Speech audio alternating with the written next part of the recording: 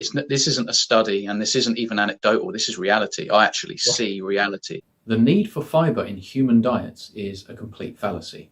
All carbohydrates are non-essential. Fiber is the carbohydrate portion of the plant that's indigestible. So that's going to potentially cause inflammation as well as block nutrients, and will also exacerbate constipation.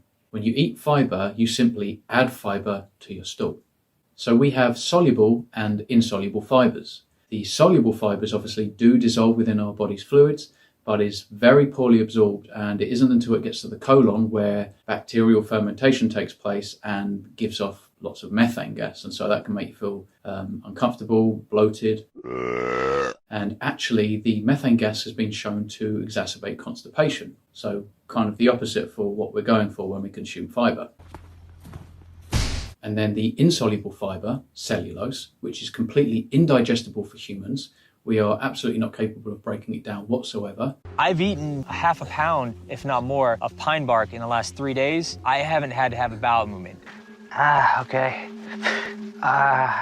We consume it, goes through the digestive tract into the colon, where once again it's only partially fermented by the bacteria in our gut. This gives off gas like hydrogen and can cause more discomfort and bloating. This bacterial fermentation process is supposed to be the very benefit we're supposed to derive from consuming fiber, because we generate short-chain fatty acids during this process, and those short-chain fatty acids are converted into ketones and can therefore nourish the cells that line the colon, being the colonocytes. Well, if it takes the short-chain fatty acids to convert into ketones before nourishing the cells, well, what about nutritional ketosis? We derive the exact same benefit from being in nutritional ketosis, except for it's better. The ketones are in circulation in our blood. Every colonocyte will benefit from nourishment, but when we consume fiber, that is not the case. We also generate more short-chain fatty acids while in nutritional ketosis. So the argument can be made from both sides. And that brings me to today's sponsor, nobody, because nobody's sponsoring me. I don't want anyone to sponsor me. I've turned down countless offers from partnership programs and all this stuff that I get on my emails. And I just want everybody to know that I don't promote any supplements. You know, I've turned down companies that want me to promote their supplements for them. I've not even got a members section on my channel because I want everyone to gain access to what I believe is helpful and accurate information. I don't have any diet plans, merchandise, nothing. You know, nothing against anybody that does. I'm just not that way inclined. I like to think that people can see that I'm genuine, that I just want to help people. I just appreciate your support. So if you could, I'm asking just one thing. If you haven't subscribed, please subscribe, like the video, and drop a comment. I just want to try and push this message as far and wide as possible because I just want to help. You know, every time you guys watch and you like, that's what makes my videos relevant. If nobody watches them, I can make the best videos in the world. They're not going to do anything, not going to help anyone. So it's a team effort. We're all in this together. So anyway, Happy New Year, and I do appreciate it. Back to the video. So it's non-essential.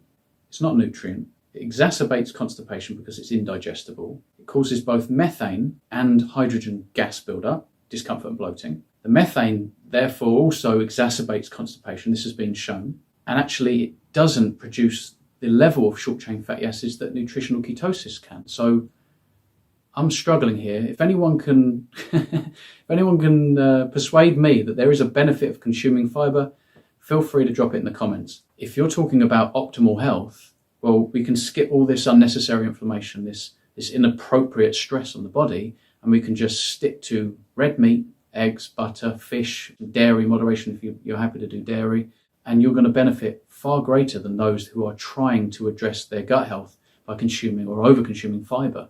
Now, I've had IBD. Technically, I'm cured because I've had my colon taken out, which is why I've got one of these.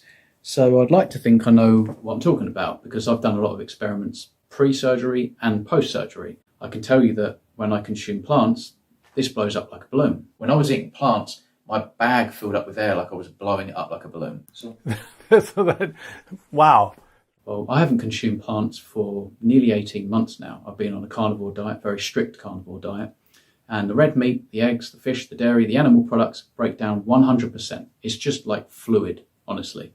So there's also another myth that red meat just builds up and you kind of gets wedged, gets blocked. No, it really doesn't. So you're saying that even when you would chew plant foods thoroughly, you would still see evidence of it in the bag. You would see Yes. the little piece of nut or the little piece of broccoli or the little piece of corn or whatever. But you've experimented with meat and actually tried to swallow partially chewed hunks of meat, thinking, I wonder if that'll make it all the way through. And you've yet to see a piece of meat in your ostomy bag. Is that? Yeah, it doesn't happen.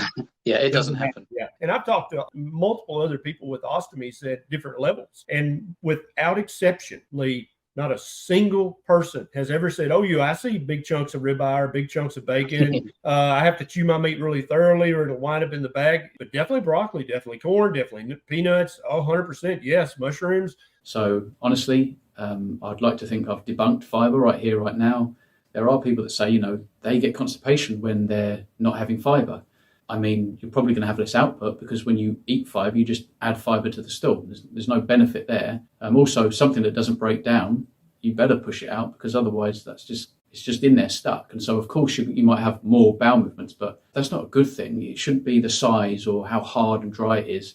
It should be just a healthy, regular bowel movement. And this could be once a day. It could be once every 2 days. In the beginning, it could be once every 3 days. If you're having issues on a carnivore diet, for example, I would just encourage that you increase fat. That's all we need. And I can attest to it because I've done the experiments, not even willingly. This isn't a choice of mine. Plants robbed my colon. And now I can tell my story and suggest that perhaps humans aren't designed to consume the amount of fiber that we consume. You've got to think about how scarce plants are, how poisonous they are. Most will kill you or make you sick. You've got to be very selective about what we choose. And if you think about what's available right now, what's ripe and in season and local to you, hardly anything. But what is all year round available? Animals. That's been the human diet since our genesis. If you want to prove me wrong, again, stick a message in the comments. But if anyone's watching who's got IBD, IBS, diverticulitis, or somewhere encroaching on those diseases, I would definitely recommend weaning off of the most fibrous carbohydrates until you're left with meat, eggs, maybe some fish, maybe some dairy. It's up to you whether you can tolerate those things. That's, you probably already know whether you do or not. And that's it. That's what I would advocate for. I don't think I'm a special human being. I think my anatomy is just the same as everybody else. I obviously had a proclivity of weakness in my gut, hence triggering it with fiber. So not everybody's going to have the same result. But I would just encourage perhaps to do like a 30-day challenge with no fiber and then add it back in and tell me that you're not experiencing gas and bloating, constipation, maybe gastric reflux. All of these kinds of things, they can all be derived from consuming fiber, which is totally unnecessary in my opinion. So I do hope this video helps. Feel free to share with anyone who's suffering with IBD or IBS. And I'll see you in the next one. Yeah, cheers, guys. This is not a study. He literally can look with his human eyeballs at what came out of his body, and he can see what was digested and what was not digested. This is not even anything that has to be experimented with.